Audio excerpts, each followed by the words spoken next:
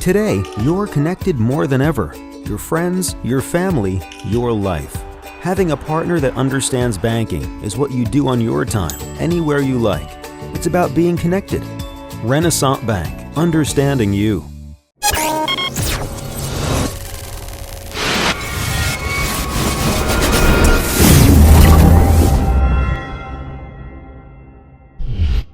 Sponsored by Renaissance Bank. Good morning, Northeast Mississippi. This is Newsbreak for Tuesday, November 15th. I'm Brad Locke. Thanks for joining us. You can catch Newsbreak every Monday through Friday at 7 a.m. You can watch it at djournal.com, Facebook, YouTube, or the Daily Journal mobile apps for Apple and Android devices. Going to catch you up on what's happening in news, sports, and weather. Let's start with the Weather Underground forecast for today. Going to have partly cloudy skies, a high of 71 degrees, low of 43, 20% chance of rain. The 3-day outlook, Wednesday, clear skies, high of 76, low of 44, 10% chance of rain. Thursday, clear skies again with a high of 78, low of 52, 0% chance of rain. And then on Friday, rain is possible. Got a high of 77, low of 46, 60% chance of rain. Okay, let's take a look now at some of the top stories from your Daily Journal and djournal.com on this Tuesday. Members of the public will have a chance this week to give input on a plan to rewrite the state's school funding formula. A 1-hour public meeting will be held on Thursday at 4 p.m. at the state capitol. Citizens will have up to 3 minutes to speak and offer their suggestions. Members of the public who cannot attend the hearing or do not get to speak during the 1-hour time period can offer written comments at schoolfinance@ls.ms.gov. It is not clear whether additional public hearings will be held before the legislative session begins in January. That's when House Speaker Philip Gunn and Lieutenant Governor Tate Reeves say they want to start the effort to revamp the Mississippi Adequate Education Program. The pair announced in early October that New Jersey-based Ed Build had been hired to work on changing the formula that provides the bulk of state funds for the basics of operating local school districts. Legislators have fully funded MAEP only twice since it was fully enacted in 2003 and has been underfunded by $1.8 billion since 2008. After a long wait and a lot of hard work, single mother Tamara Norman is finally a homeowner. The Verona resident was given a Bible and the keys to her new house Monday afternoon. It's the 5th house dedicated by the Northeast Mississippi Habitat for Humanity in 2016.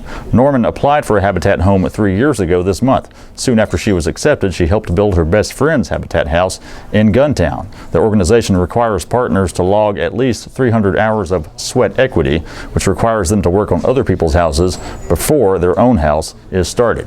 Norman's house was actually a complete renovation of a foreclosed home that had been unoccupied for years and fallen into disrepair. Norman had a big hand in the project, helping lay most of the floors and choosing paint colors for walls.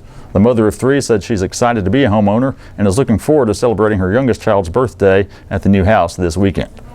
The state's highest court must decide whether Ricky Thompson was removed from office permanently or just for 1 term.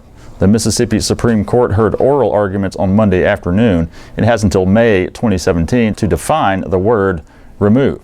In September 2015, the High Court ordered that the former Lee County Justice Court judge be removed from office, fined $3,500, and assessed court costs of more than $7,000 for judicial misconduct.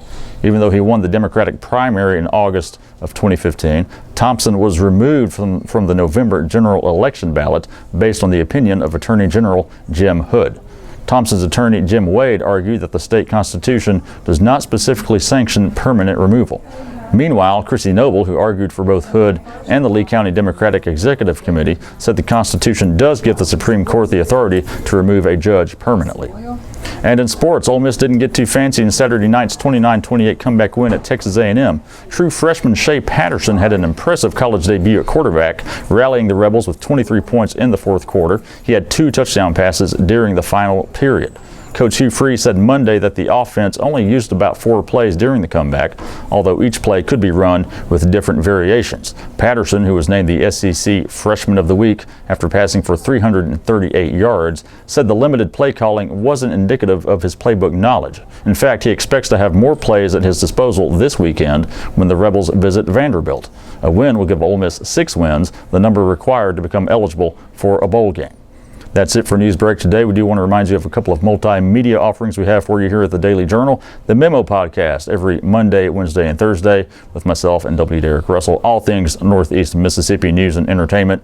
On Monday's episode, we talked about Obamacare with Michaela Gibson Morris and what the future may hold for it now that Donald Trump has been elected president. Also, we visited with Emma Kent to talk about what's going on at Tupelo High School with its blended learning program.